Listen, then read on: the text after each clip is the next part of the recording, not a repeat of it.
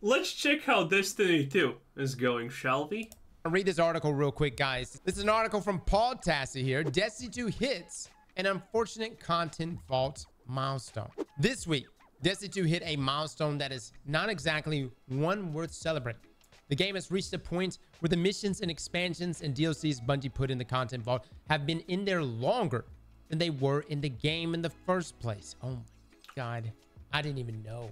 Did y'all even know that's today? The game has reached a point where the missions and expansions and DLCs Bungie put in the content vault have been in there longer than they were in the game in the first place. Now, for those wondering what we're talking about, the DCV, the Destiny Content Vault, this was pitched to us a number of years ago. And essentially, what we were told was that the game was becoming so large that Bungie would actually have to start putting old missions, old expansions, old items, and put them in said vaults. Now, we were also told that these things would go into the vaults and maybe they would return in some way, but it would be evolved and it would be better than ever. But what this really led to was a number of our maps that we had, especially like PvP maps, gone. Campaign missions completely gone, which is why for like a new... Yeah. So, a lot of people think that this is bad. And, well, it kind of depends on the game. Is it good or bad, honestly? But the reality is almost every game that survives long enough will do this. A great example of this would be Path of Exile, in fact. Path of Exile now, if you would compare it to what it was 10 years ago, it almost seems like a completely different game. The core mechanics that are currently in Path of Exile are not even close to anything that was in the game 10 years ago. And this happens to every game. Because games add new mechanics, new things, new reputations, new this, new that, new things like that. And over time, inevitably, there's going to be some power creep, and it's going to make a lot of those things worthless. There's going to be new systems that iterate on old systems, and, well, in that case, it's kind of obvious. Why would you have the old system? If the new system is right there, and it's actually better than the old one. So, a lot of things get pruned. A lot of things get shelved, deleted, removed from the game, and maybe they make a return as, you know, time progresses and the developers figure out a better way to actually manage it or implement it into the game. And it's not actually a bad thing. It's really not a bad thing. So, I don't understand people who say that, oh, this is horrible. No, you don't want Destiny to have all of the mechanics it has accumulated over the years. That just puts in a lot of useless stuff that no one cares about into the game. And that's pretty much it. And it serves no real purpose. It is what it is. New player coming into the game, things are very jarring because they don't get the seamless experience that we got when we first came into the game. They're just kind of just thrown into things. And when you don't have ABC, instead you just start at like, you know, M. You see where the problem is, guys. But this right here, the fact that this... Now, admittedly, this is not the problem that every game that prunes content experiences. Most games don't. But Destiny is probably notoriously known for it. How... Is it still a thing, by the way, in Destiny, for all of you Destiny players, where if you're a new player, you start playing Destiny, you start the missions, the beginner missions, and then you get notifications that you have acquired a dark crystal or something like that. And the reality is that dark crystal or whatever random MacGuffin you acquired is not going to be visible for you for at least, you know, 10 more hours, because only then you unlock the content, but you're still getting a notification. You know, stuff like that. Or one of the best things that Destiny has done is you complete you go through the tutorial, you go to the main city, you get specifically introduced to a vendor that sells stuff. And when you finish the tutorial, the vendor is dead. And you have no idea where to sell stuff because the vendor is dead. Is that still a thing? Is that still a thing in Destiny? Because that one is top-notch hilarious. Stuff has been in the DCV longer than it was in the game. That's crazy. As in, there have been 1,161 days where the content was out of the Destiny 2 vault to the Beyond Light expansion, which was now released 1,162 days ago, as of yesterday, as tallied by Destiny Bulletin. The removal was actually written into the story, with pyramid ships arriving and erasing 4 planets, moons from existence, though temporarily in some cases, as Mars and Titan have both returned in bits and pieces as per the storyline, but not as full patrol spaces. Like I said a second ago, we were told that things would leave the game, go into this Destiny content vault, and then return better. That did not happen. Mars and Titan, none of those came back better. Can we all agree, though, that neither one of those locations... Well, to be fair, they didn't say they're gonna return better per se. They just said, hey, it's gonna be back, boy. Are you excited? Oh, member berries, eat them up, you little goblin. ...have never come back better, despite being told they would come back better. And I understand, like, maybe things have evolved since then, but I would argue say nothing has come back better. So the whole narrative surrounding this stuff is going away to come back better was a lie. It's just a member berry thing, no, for real. This is actually what developers do in this case, especially, you know, with games like Destiny, where it's falling apart, but people still keep playing it because, you know, Destiny is kind of unique at the end of the day. It doesn't have a counterpart. There's nothing that rivals Destiny. The people who like what, you know, what's it called? Warframe. All of those people have already left Destiny and are playing both games, or, you know, completely switched. But that's not a huge conversion rate. That is just a small amount of people that actually do the skip across. But, you know, it is what it is. It's just a bunch of member berries. Hey, you've stopped playing Destiny when that happened? Well, the moon is coming back. Aren't you excited to play Destiny? And some people say, yeah, sure, I remember the moon. The moon was cool, kinda. And there you go. It is what it is. Also, great pause. Great pause. The fuck is this? It really was a lie. 4 campaigns, base game, DLC, and expansion. 9 strikes, 5 raids and layers, 8 crucible maps, 2 gambit maps, 6 destinations, 15 seasonal storylines, 2 events, 17 seasonal activities, 3 exotic missions. That hurts. Some of the best exotic missions ever. 27 unique exotic quest lines. Dude, so many things just got shelved and just put into the, what is it, the kiosk. And 1 tribute hall. The only personal area we had in the game, the only area that could have been expanded on as our own personal hub, got put away. Where are they? Where did they go? Are they in Marathon? And look, I get lulled into this because That's nice. It's been so long. But you will notice it more, especially seasons like this season, when it's going to be a 6-month-long season. And we're playing the same strikes over and over for Grandmasters. All right, let's continue. A small handful of things have returned, like a couple of the Crucible maps, but generally the list stands. I'm curious to know what exactly is done here when things leave and come back. What is being done other than it appearing to be a copy pasta? Now, Bungie has indicated they will bring a few other things back, like at least one of the Gambit maps and a couple of the exotic missions for the Rotator. There's also some guessing about Bungie maybe bringing back some of the Destiny 2 raids, as there's just one more Destiny 1 raid to put in Destiny 2 at this point, Wrath of the Machine. But we don't know for sure if Bungie has plans to keep reprising raids after that, or even after the final shape period. If you look at the roadmap in the episodes, there's nothing there labeling a raid. It looks like, you know, we're still getting the normal cadence of dungeons, but it doesn't look like we're going to get a reprise raid. Dude, this feels like a super bad color scheme, by the way. I kind of don't like looking at the red and yellow. The blue's also kind of like... Dude, what's with these tinges? They're just bad. Please, what the hell? Correct me if I'm wrong. And I'm almost certain King's Fall, Vault of Glass, and Crota's Inn, the raid was a surprise, as in we didn't know which raid was coming back, but we knew a raid was coming. The point I'm trying to make with this, guys, is that I don't think in the year of the final shape, we're going to get a reprise raid. To be honest with you, with things getting backed up, with the fact that final shape is releasing in June instead of February, with Marathon supposed to be rolling out next year, I actually feel like Bungie in general is going to pivot to get Marathon out the door, and that's what the team is going to be solely focused on after the final shape comes out. Yeah, this is what a lot of people expected. Destiny 2 is, well, it's a meme. It's just like a ginormous, you know, money sink for people, and, you know, they're nickeling and diming like there's absolutely no tomorrow. It's kind of wild. So, yeah, Bungie trying to maybe pivot and hoping that Marathon is going to be, like, you know, their key to success. Understandable. Kind of understandable.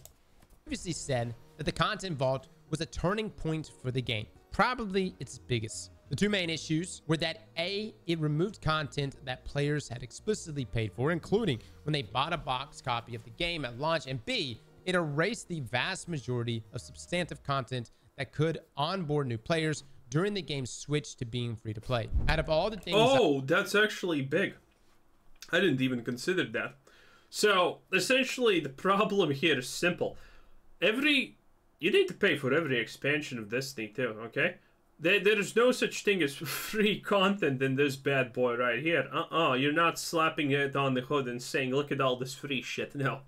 You're slapping it on the hood and saying, I have to pay even more now.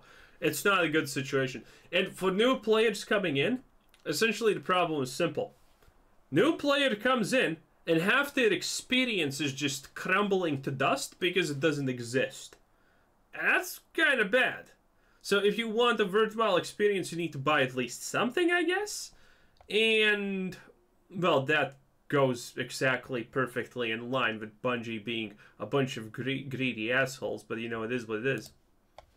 I ever hear people say, like even our old videos or like our Destiny 1 video, I'll get comments about why a person quit the game. And the #1 comment that people say why they quit the game, it's not cheaters. It's not PvP balance. It is always sunsetting. It's true that technically in Bungie's terms of services, they said they can remove content at any time. So there isn't exactly some class action lawsuit to file for this. But it's also the case that it's hard to think of any other game that has done something like this, removing this much paid content from the game, literally years worth. Even in events like WoW's Cataclysm, it's not the same situation as less was cut and much of it was just reshuffled elsewhere. Here in Destiny 2, this stuff was just gone. And later, they tried to split the difference by doing things like only deleting half the Forsaken expansion and continuing to sell the other half. Now, that's funny. That's funny. That's exactly what you would expect from Destiny at this point. It's beautiful. They've promised they wouldn't delete any more expansion content from here. I would hope not. Bungie, of course, has said repeatedly that this was technically necessary for the game. That behind the scenes, managing this much content while trying to update things like the engine and lighting and other changes was not sustainable. And players have said that much of this content wouldn't be played much now anyway. But I just think a lot of this is the principle. We know Bungie can bring things back. We've seen them reinstate pieces of Mars and tie in with old assets. They essentially brought back every piece of the original Leviathan raid for content in Season of the Haunted, which was then deleted again. I do understand that sure, seasonal content can probably be rotated out, though I think some of the best content should stay, albeit Bungie has only done that with Battlegrounds. With the base campaign, the first 2 DLCs, Forsaken, 5 raids and layers, some of the most classic exotic missions in the game's history. The goal here should have been that if there was a technical reason to remove this stuff, then there should have been some focus on bringing it back over time, even in bits and pieces. Instead, no, there's obviously no technical reason to getting rid of it. That's just absolute pure nonsense without any excuses, right? But this seems strange. It's like Bungie is doing the most awkward thing possible. They're pruning good content and removing it, which makes no sense. Why would you make the beginner experience, the new player experience, worse by removing the best pieces of content? The only reason I can imagine for this, which is still honestly a long shot, is the fact that, oh, if free-to-play players have too much good content, they're not gonna give us money. That is the kind of only reasoning I can imagine them using here, but that's a weak reasoning, honestly, you know? But that's pretty much the only thing that comes across my mind here. It just feels nonsensical. Most games try to do the reasonable thing, aka make good content so people like it, and then promise more good content after you give them money for DLCs and whatnot. That's a reasonable way to do this. But here, removing the content that people liked and it was good from the new player experience, it's just stupid. It just doesn't make a lot of sense. Unless no, they probably don't even have data that supports these decisions. It's kind of mind-boggling, honestly. I completely do not understand it. Maybe they see some kind of magical numbers that we don't, for the player retention rates and blah blah blah of new players, but I have big press X to doubt.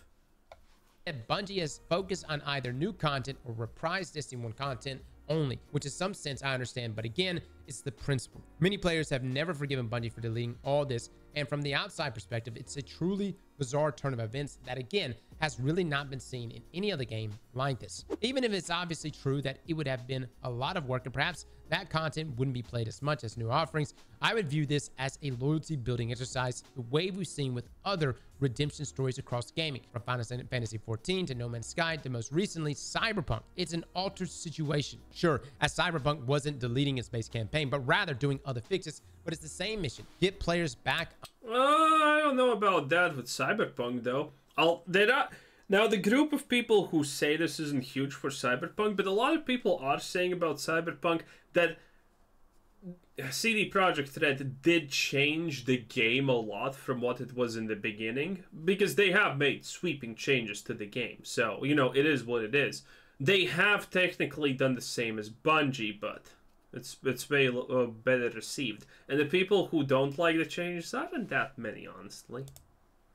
On your side. And I think it's pretty clear that has not happened when it comes to the justification for the vault and the fact that all that content remains rotting inside. When Paul lays it all out, you're able to kind of like wrap your head around everything. And look, man, I mean, I was there when sunsetting was first presented. I don't think any of us thought that things would take this long to ever return. But, you know, when you're sitting in a room with developers who are laying out the technical limitations and why they have to do what they have to do, you see both sides. My question, and I don't believe this question was ever asked. No, I absolutely do not see both sides, in fact.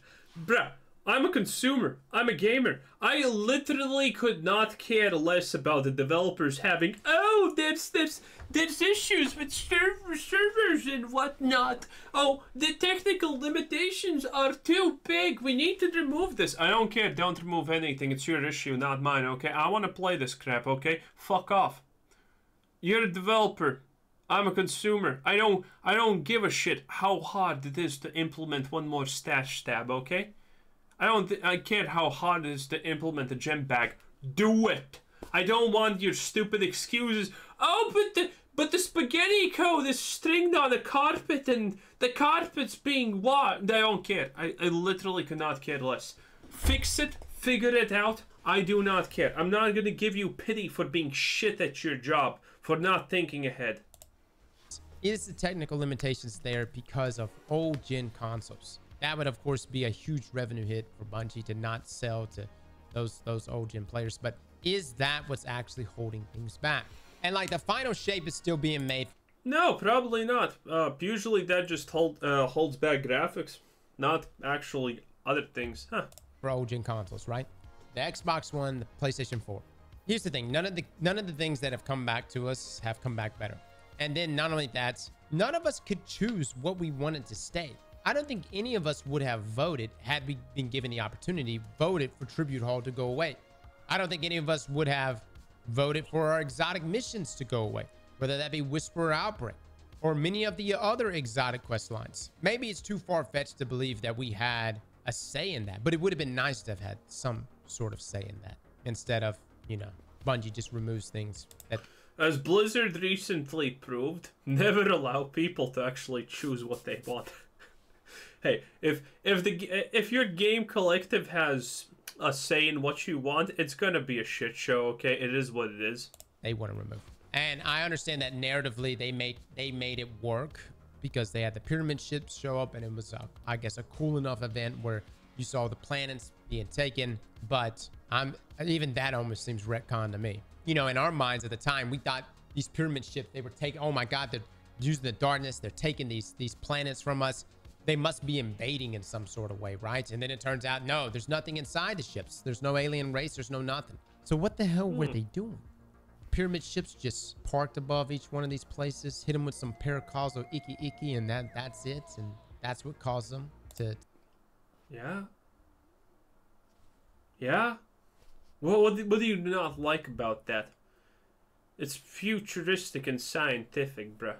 To jump into the DCV just doesn't really make a lot of sense to me. So the narrative is already kind of a stretch in itself. Since the very beginning, I've been against sunsetting. But even if all of us were against it, Bungie was obviously going to commit to this. You know, this past year, we've seen like Destiny like truly breaking. I would say the first half of this year, yo, we had some major problems.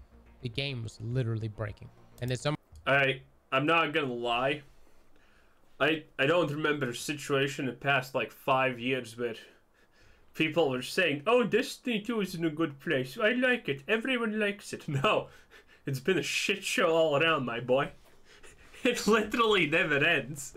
I'm not gonna lie. I have not heard that Destiny players have been satisfied with the overall situation of things for years now. It's pretty hilarious. Some of us were sitting there scratching our head wondering like, wow, could it actually be because things are not getting vaulted and everything is remaining in the game so far, and that's what's causing issues? All I'm saying is that none of these issues were even an issue when Bungie had Activision. I don't know if this is more of a technical issue. It was all Bobby Kotick. He was the true legend. Bro, look at that. Bobby Kotick's out the door for what, like half a month now? And Blizzard's getting sued again. Bro, Bobby Kotick was keeping this shit together, okay? Bobby Kotick was the glue. And Bungie needed that glue. Maybe Bungie should hire Bobby Kotick. Or a money issue, maybe both. But I never even heard of this problem. This issue in sunsetting was never presented to us until post-Activision. And then suddenly, it's a problem. And like what was pitched to me and others was like the game was becoming too big. And that's literally just in its gig size. But then you look across the board and you see games like Call of Duty, which are massive. And I remember at the time, the number was being kind of like thrown around on what that number is. Like what the number would be that you would want to stay under, you know, and whether it's Microsoft or Sony. It seemed like some of the attention was more on Sony, and like Sony is the one that has like these limitations, and maybe you have to pay and you know, so much more when you exceed a certain level, a certain size. Considering that Bungie's literally in bed with Sony now, you figure they could rectify that problem. The point is things left the game with the promise that it would come back better in some way, and but it didn't. From a technical standpoint, and it coming back as better content, and those things have not happened. Well, some of those things may honestly happen. Who honestly knows, right? You know, if some major piece of content is shelved, it's gonna come back. It's like it's an inevitability, because member berries, all of that stuff, they actually can iterate on some things. You have these options. It is what it is. Anyway, that's the cross. What a time to be a cross. Anyway, this was Quizzer saying thanks for watching. Subscribe if you haven't already. Have a nice day. Bye bye.